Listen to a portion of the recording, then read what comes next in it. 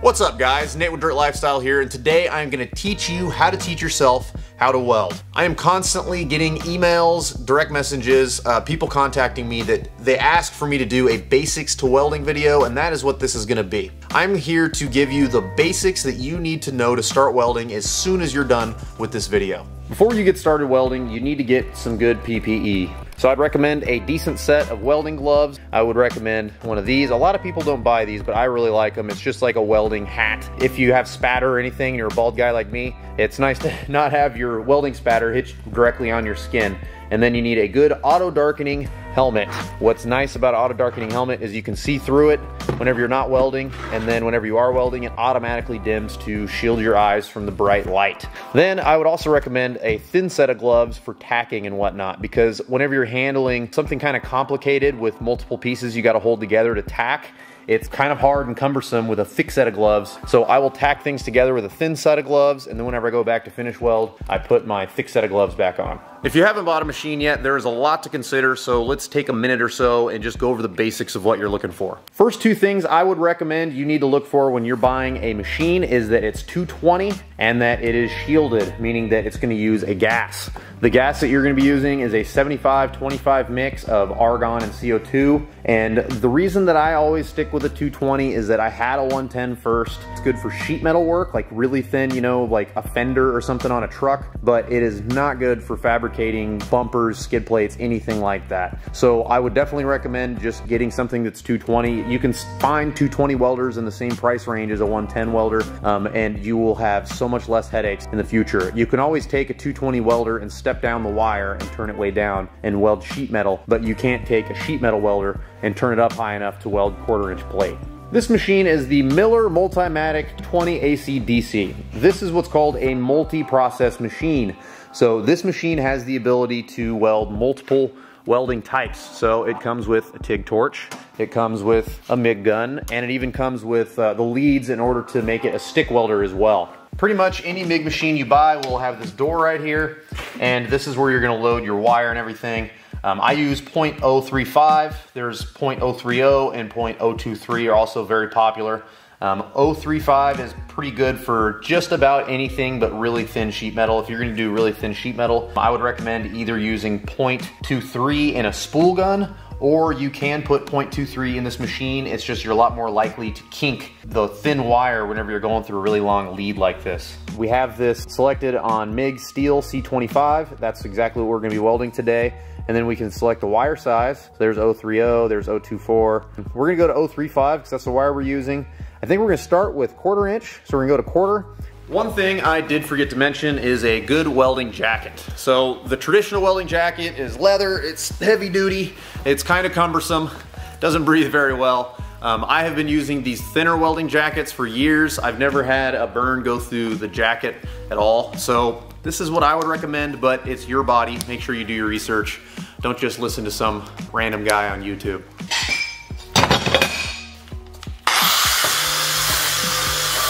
You need a couple basic tools. This is a angle grinder with a flap wheel. The flap wheel is nice because it doesn't dig down too deep, and you can just kind of put a polish on all your edges and everything that you're gonna weld. The cleaner your weld, the better quality the weld is gonna be. Now you can stick plenty of dirty stuff together. People weld on dirty stuff all the time, but since you're gonna be practicing, I would recommend cleaning the surfaces of everything you're gonna be welding first. The other tools that I would recommend are some of these little 90-degree magnets. These are really handy for a number of different instances, and you can get these on Amazon. I will put a link to some different magnets and stuff on Amazon that I think are pretty good. Also, get yourself a set of welding pliers. These are pretty slick. So you can snip the wire with that. This is the right size for the tip, so you can undo the tip if it's kind of bound on there.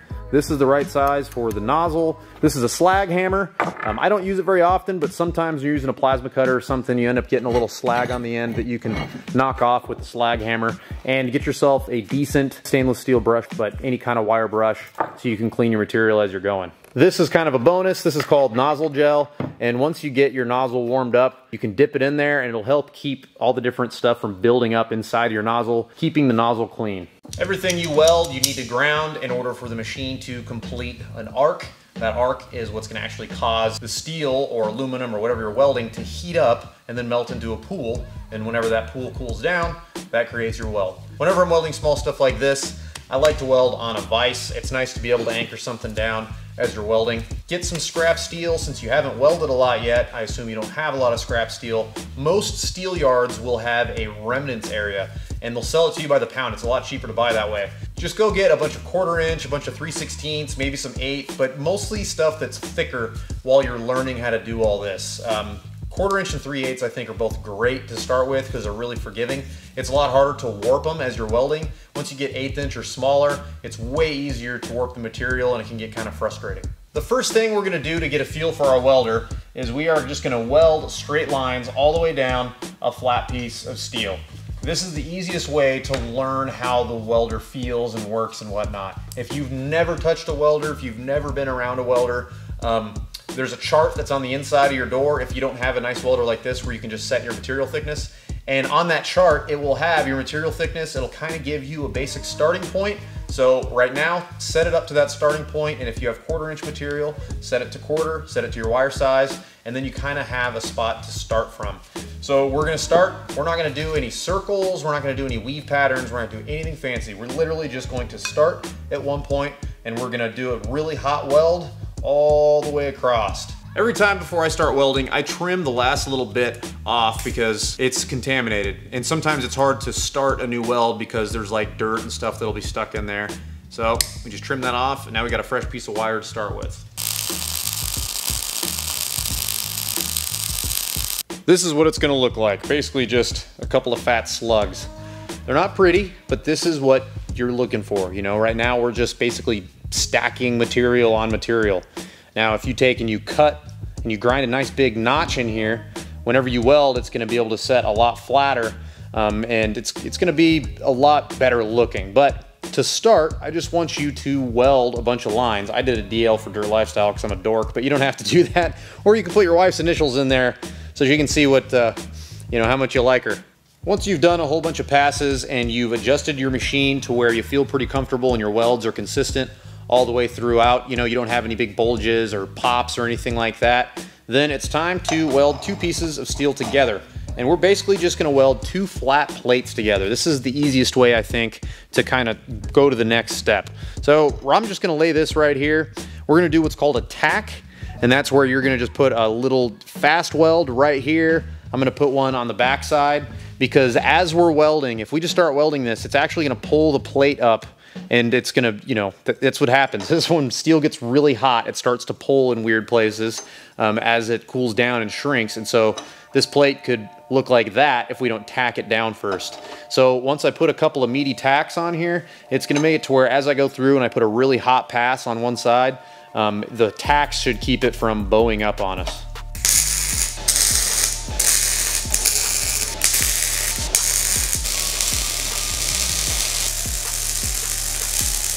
This is about what you're gonna end up with. Now we're still just holding the nozzle steady and we're just slowly moving it throughout the weld. These welds will start to look better as I show you some different techniques here in a few minutes, but first I just want you to hold it and just keep it as consistent as you can throughout the weld. You're trying to teach yourself the hand position, you're trying to teach yourself how to be comfortable while you're welding, you're trying to teach yourself what the machine should sound like. That's the goal of doing these plates on plates type of thing. So you can just keep stacking plates until you feel comfortable with it.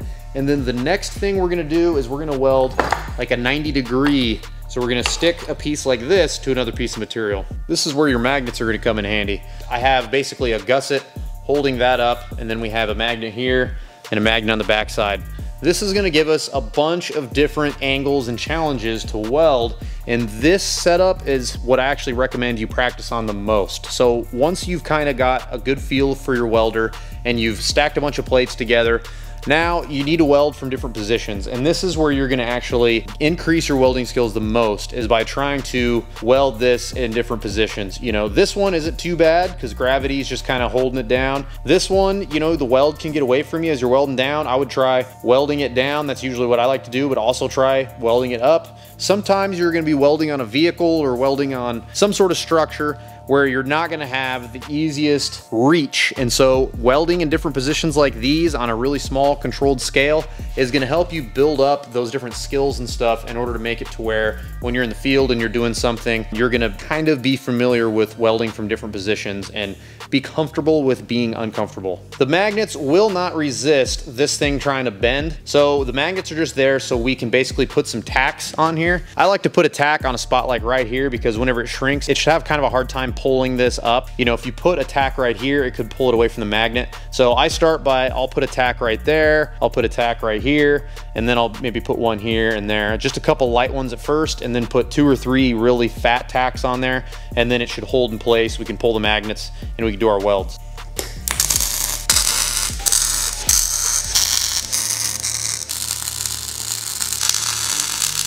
You're gonna notice that these welds look a little bit neater, and that's because there's a technique that we're about to go over that's gonna show you how to make them look a little bit more consistent and just a little bit better overall. If you wanna change the look of your weld, there's 3 techniques that I know of that can slightly change the way it looks whenever you're all done welding. And the first one is just gonna be concentric circles. So you're just gonna take and you're just gonna do this over and over and over and over. And what's interesting is it doesn't look like circles when you're done.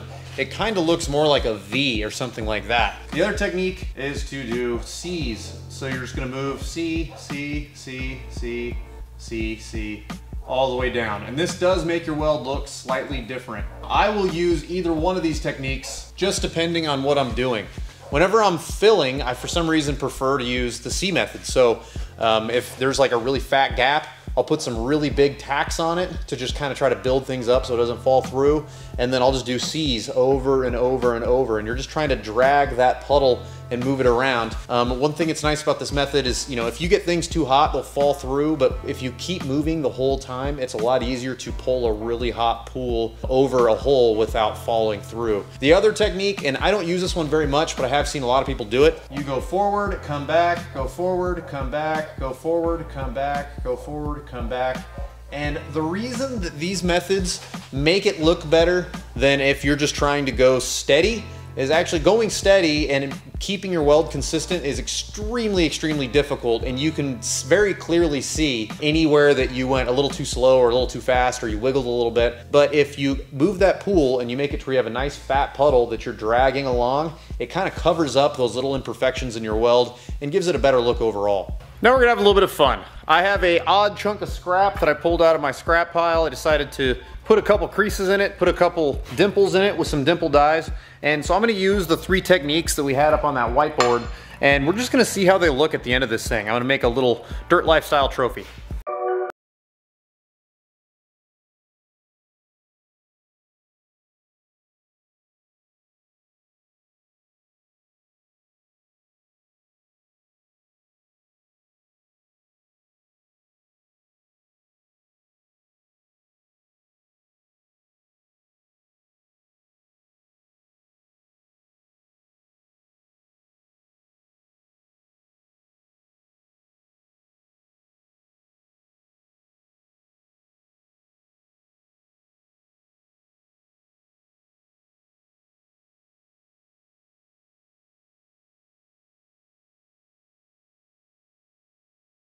So we just kind of went forward, back, forward, back, forward, back.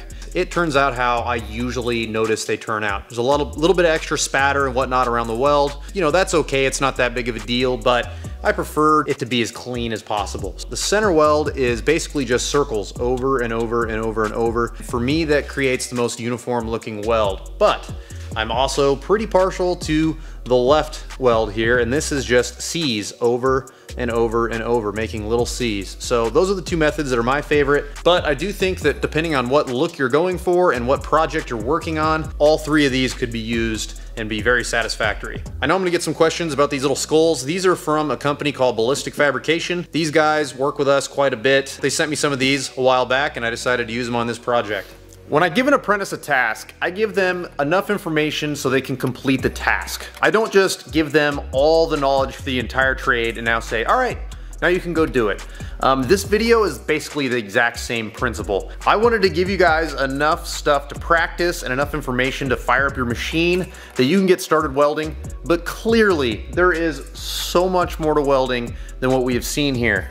But it's all about that experience. It's all about those hours. You've got to get out into the shop. You've got to put your hours in, and you have to just get some time on your machine so you can become comfortable with it and you can start doing some fun projects with it. If you're new to the channel, I have a whole bunch of different off-road builds that I work on here in the shop, and then I bring a bunch of stuff in from outside the shop too. So if you like those kinds of things, make sure you like the video, subscribe to the channel. I have a ton of content on here that's kind of along these fabrication lines. If you want to follow me on social media, I'm at Dirt Lifestyle Nate. If you can support us on Patreon, we really appreciate it. And if you want to get shirts, hats, t-shirts, anything like that, make sure you go to thedirtlifestyle.com. We'll see you next Friday.